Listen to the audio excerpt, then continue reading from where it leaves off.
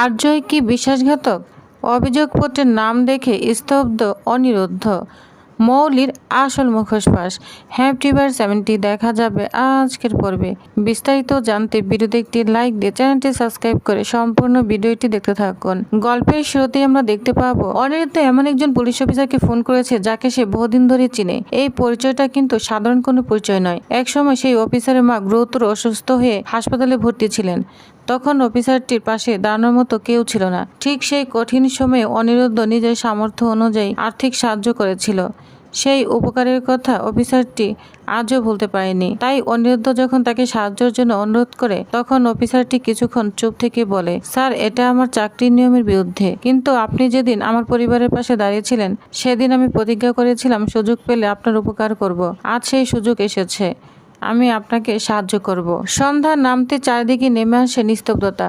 অফিসারটি খুব সাবধানে অনিরুদ্ধার বাণীকে নিয়ে পৌঁছে যায় পুলিশের রেকর্ডের রুমের সামনে। চারিদিকে করা নিরাপত্তা। অফিসারটি নিচু গলায় বলে, আপনাদের নামে যে অভিযোগ জমা পড়েছে তার সমস্ত কাগজপত্র এই রুমের মধ্যেই আছে, কিন্তু সাবধান, বেশি সময় নিলে বিপদ হবে। আমি বাইরে পাহারা দিচ্ছি, যত তাড়াতাড়ি সম্ভব কাজ শেষ করে বেরিয়ে আসবেন। এই বলে সে বাইরে চলে যায়। রুমের দরজা বন্ধ হতে অনিরুদ্ধার বাণী চারিদিকে ছড়িয়ে থাকা অসংখ্য ফাইলের স্তূপে খোঁজাখুঁজি শুরু করে। পুরনো ধুলোমুখা ফাইল, নথিপত্র আর রেকর্ডের ভিড়ের জন্য সত্যিটাকে খুঁজে পাওয়াই অসম্ভব। বাণী একটার পর একটা ফাইল খুঁজছে। অনিরুদ্ধ দ্রুত সবকিছু খুঁজে দেখছে। দুজনের মুখে স্পষ্ট উদ্বেগ। হঠাৎ করে ঘটে যায় বিপদ। বাণীর হাত থেকে একটা ভারী ফাইল সোজা মেঝেতে পড়ে যায়। নিস্তব্ধ ঘরের মধ্যে বিকট শব্দ প্রতিধ্বনিত হয়। দুজনেই একে অপরের দিকে তাকিয়ে বুঝে যায় বড় ভুল হয়ে গিয়েছে। বাইরে দাঁড়িয়ে থাকা দুজন কনস্টেবল সঙ্গে সঙ্গে শব্দ শুনে রেকর্ড রুমের দিকে এগিয়ে আসে। দরজা খুলে তারা টর্চের আলো চারদিকে ফেলতে শুরু করে। এদিকে অনিরুদ্ধ দ্রুত বাণীর হাত ধরে তাকে ঘরের এক কোণে পুরানো আলমারি আড়ালে লুকিয়ে ফেলে। দুজনে নিঃশ্বাস পর্যন্ত বন্ধ করে দাঁড়িয়ে থাকে। টর্চের আলো একবার তাদের খুব কাছ দিয়ে চলে যায়।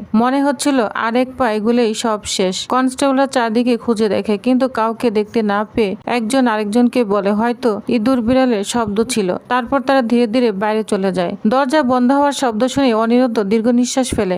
বাণী বলে, আজ অল্পের জন্য বেঁচে গেলাম। অনিরুদ্ধ শান্ত গলায় বলে, এখন আবেগ দেখানোর সময় নেই, সত্যিটা খুঁজে বের করতেই হবে। আবারও তারা খোঁজাখুঁজি শুরু করতে থাকে। একটার পর একটা ফাইল সরাতে সরাতে হঠাৎ অনিরুদ্ধ চোখে পড়ে একটা গুরুত্বপূর্ণ কাগজ। সে দ্রুত কাগজটা হাতে তুলে নিয়ে কয়েক সেকেন্ড স্থির হয়ে তাকিয়ে থাকে। তারপর উত্তেজিত গলায় ডেকে ওঠে, বাণী, এখানে এসো, মনে হচ্ছে আমরা পেয়ে গিয়েছি। বাণী দৌড়ে এসে জিজ্ঞাসা করে, কি পেলেন? অনিরুদ্ধ কাগজটা সামনে ধরে বলে, এটাই সেই অভিযোগপত্রের কপি।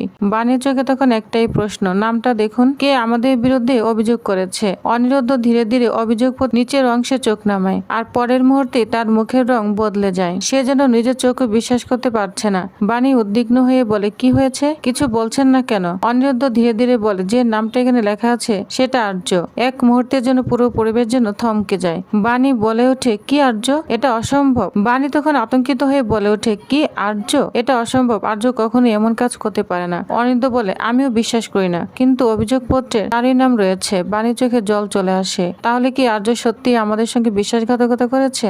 অনিরুদ্ধ তখন দৃঢ় গলায় বলে, না না, আমি আর্যকে চিনি। সে নিজের ইচ্ছা এটা করেনি, কেউ তাকে বাধ্য করেছে। আসল রহস্য এখানেই। কাগজটির ছবি তুলে তারা দ্রুত রেকর্ড রুম থেকে বেরিয়ে আসে। অন্যদিকে দেখা যায় নকুল বাড়িতে একা বসে গভীর চিন্তায় ডুবে আছে। ঠিক তখনই অনিরুদ্ধার বাণী সেখানে পৌঁছে যায়। অনিরুদ্ধ জিজ্ঞাসা করে, নকুল কাকা, আর্য কোথায়? নকুল দীর্ঘশ্বাস ফেলে বলে, আমি নিজেও জানি না বাবা, সে কোথায় গিয়েছে। কিছুই বলে যায়নি, ফোনও বন্ধ। যতবার ফোন করেছি ততবারই সুইচ অফ বলেছে। অনিরুদ্ধ তখন নিজের ফোন বের করে অভিযোগপত্রের নকলের সামনে ধরে। নকুল অবাক হয়ে বলে, এটা তো পুলিশের অভিযোগপত্র। অনিরুদ্ধ শান্তভাবে উত্তর দেয়, হ্যাঁ, আর এই অভিযোগের ভিত্তিতে পুরো পরিবারকে গ্রেপ্তার করা হয়েছে।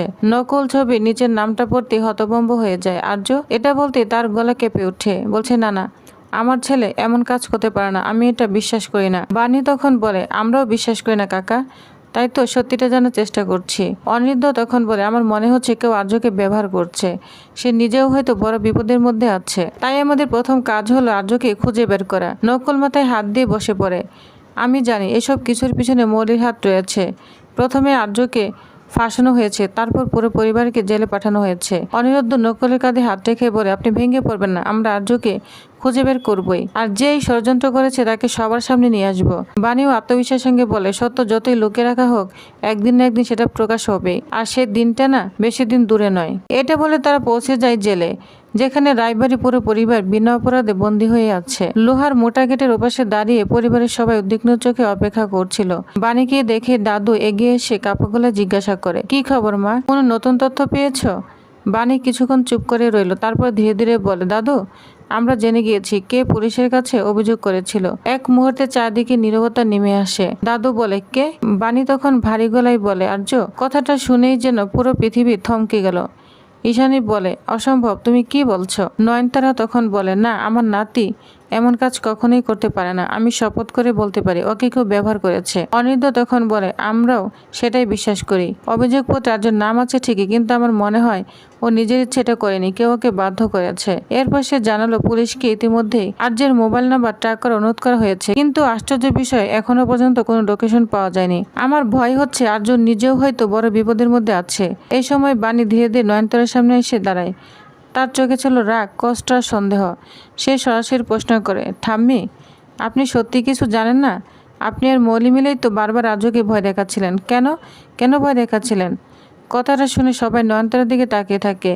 দাদু অবাক হয়ে বলে, নয়ন, বাণী যা বলছে এটা সত্যি? নয়নতারা তখন অস্বস্তিতে পড়ে যায়। তখন বলে, না না, একদম না, বাণী মিথ্যে কথা বলছে, আমি কাউকেই ভয় দেখাইনি। বাণী আর চুপ থাকে না। তাহলে আর্য বারবার মৌলির নাম কেন বলছে? কেন শুধু মৌলিকে ভয় পাচ্ছিল? নয়নতারা তখন বিরক্ত হয়ে বলে, মৌলির নাম বললেই কি শব্দ আমার হয়ে যাবে? তোমাদের কাছে কি প্রমাণ রয়েছে? অনিরুদ্ধের সামনে গিয়ে এসে বলে, আমরা কাউকে দোষী বলছি না, আমরা শুধু সত্যিটা জানতে চাই। সত্যের সামনে কেউ বেশি দিন লুকে থাকতে পারে না। ঈশানী আর সহ্য করতে না পেরে বলে, অনেক হয়েছে, তোমরা বলছো অভিযোগ করছেন, অথচ একসঙ্গে সবাইকে সন্দেহ করছো। বাণী তখন বলে, সন্দেহের প্রশ্ন এক জিনিস নয়, আমরা শুধু উত্তর খুঁজছি। অনিরুদ্ধ পরিবারের দিকে তাকিয়ে বলে, আমি কথা দিচ্ছি আর্যকে আমরা খুঁজে বের করব, আর যেদিন ওকে খুঁজে পাবো সেদিনই পুরো ষড়যন্ত্রের মুখোশ সবার সামনে খুলে যাবে। সেই প্রতিশ্রুতি দিয়ে তারা জেল থেকে বেরিয়ে আসে। পরের দিন সকালে রায়বাড়ির সামনে একের পর এক গাড়ি এসে থামে। গাড়ি থেকে নেমে আসে বিক্রমদেব এবং তার সঙ্গে কয়েকজন লোক। লোকজনের হাতে খাতা, কলম আর মাপজোকের সরঞ্জাম। বিক্রমদেব বাড়ির ভিতর ঢুকে আদেশের সুরে বলে, এই বাড়ির সব জিনিসের হিসাব লিখে ফেলো। কোনো আসবাবের কত দাম, কোন ঘরে কি আছে, সবকিছুই তালিকা চাই। লোকগুলোর সঙ্গে সঙ্গে কাজ শুরু করে দেয়।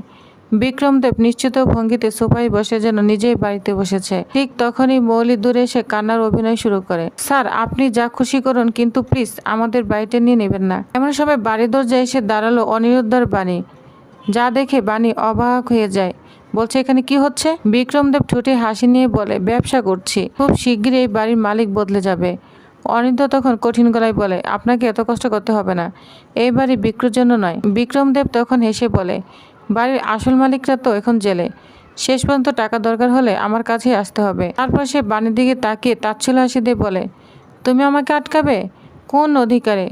অনিরুদ্ধ এবার বাণীর দিকে তাকিয়ে বলে, সময় এসেছে সবাইকে নিজের পরিচয়টা জানিয়ে দেওয়ার। বাণী ধীরে ধীরে সামনে এগিয়ে আসে। তার চোখে কোনো ভয় নেই। সে দৃঢ়কণ্ঠে বলে, আমি এই রায়বাড়ির প্রকৃত উত্তরাধিকারী, আর আমি মা হতে চলেছি। আমার সন্তান এই পরিবারের ভবিষ্যৎ। এটা আমার দুর্বলতা নয়, এটাই আমার সবচেয়ে বড় শক্তি। কথাটা শুনে সবাই অবাক হয়ে যায়। অনিরুদ্ধ বিক্রমদেবের দিকে তাকিয়ে বলে, এই বাড়ির উত্তরাধিকারী অনুমতি ছাড়া এই বাড়ির একটা ইটও নড়বে না। বিক্রমদেব এবার মৌলির দিকে ঘুরিয়ে বলে, মৌলি, এসব কি শুনছি? তুমি তো বলেছিলে এবার একমাত্র উত্তরাধিকারী তুমি। মৌলি তখন চিৎকার করে বলে, ওরা সবাই মিথ্যা বলছে, বাড়িটা দখল করার জন্য এসব নাটক করছে। বাণী নিজেকে সামলাতে পারে না। সে সরাসরি মৌলির সামনে গিয়ে দাঁড়ায়। বলছে, আর একটা মিথ্যা কথা বললেন আমি এখানে তোমার মুখোশ খুলে দিব। নিজের স্বার্থের জন্য তুমি নিজের পরিবারকে ধ্বংস করছো, নির্দোষ মানুষকে জেলে পাঠিয়েছ। অনিরুদ্ধ বলে, মৌলি, এখনো সময় আছে, সত্যিটা স্বীকার করো, পরে কিন্তু সুযোগ পাবে না। বিক্রমদেব বিরক্ত হয়ে এসে উঠল, তোমাদের কথা শুনে তো আমি বিভ্রান্ত হয়ে যাচ্ছি। আগে তোমরাই ঠিক করে বাড়ির আসল উত্তরাধিকারীকে, তারপর আমার সঙ্গে কথা বলতে আসবে। এই বলে সে নিজের লোকদের নির্দেশ দিল, নিচের কাজ শেষ, এবার সবাই দোতলায় উঠো। লোকগুলো সিঁড়ির দিকে এগিয়ে যেতে শুরু করে। অনিরুদ্ধ আর বাণী একে অপরের দিকে তাকায়। দুজনেই বোঝা গেল শুধু সত্যিটা খুঁজে বের করলেই হবে না, এই বাড়িটাকেও রক্ষা করতে হবে। একদিকে নিখোঁজ আর্য, অন্যদিকে মৌলির রহস্যময় আচরণ, আর তার মাঝখানে বিক্রমদেবের লোক। সব মিলে রায়বাড়িকে ঘিরে তৈরি হয়েছে আরও বড় এক ষড়যন্ত্র। কিন্তু অনিরুদ্ধ আর বাণী প্রতিজ্ঞা করছে, যত বড় শক্তি সামনে আসুক তারা শেষ পর্যন্ত লড়াই চালিয়ে যাবে। কারণ তারা জানে মিথ্যা যত শক্তিশালী মনে হোক, শেষ পর্যন্ত জয় হয় সত্যিরই। এই প্রতিজ্ঞার মধ্য দিয়ে আজকের গল্প শেষ হয়, কিন্তু আসল রহস্য এখনো উন্মোচিত হয়নি। আর্য কোথায়? কে তাকে ব্যবহার করলো? মৌলির আসল পরিকল্পনা কি? আর বিক্রম দেব কি সত্যি লাইব্রেরি দখল করতে পারবে? এইসব প্রশ্নের উত্তর লুকিয়ে আছে আগামী পর্বে। নেক্সট আপডেটটি জানতে অবশ্যই আমার সাথেই থাকুন। ধন্যবাদ।